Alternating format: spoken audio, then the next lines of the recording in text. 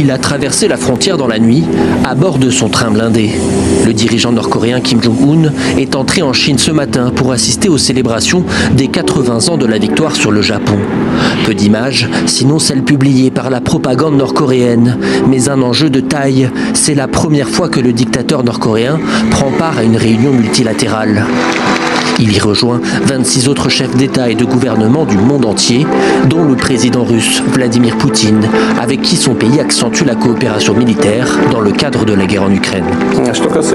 La Russie a été contrainte de défendre ses intérêts et ceux de ses concitoyens, dont la vie et le destin sont liés à la Fédération de Russie, à notre histoire et à nos traditions.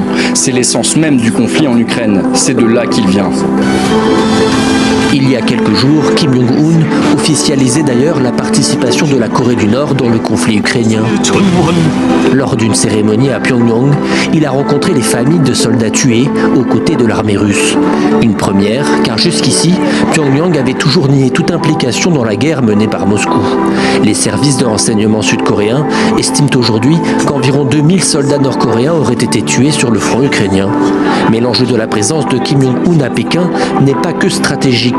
La Corée du Nord espère renouer les liens avec son grand voisin chinois, traditionnel et principal partenaire économique du pays. Cette visite en Chine est une initiative audacieuse de Kim Jong-un, qui fait ses débuts sur la scène diplomatique multilatérale en affichant une alliance avec la Chine et la Russie. Il est probable qu'il poursuive avec des mesures spectaculaires, tant sur le plan intérieur qu'international.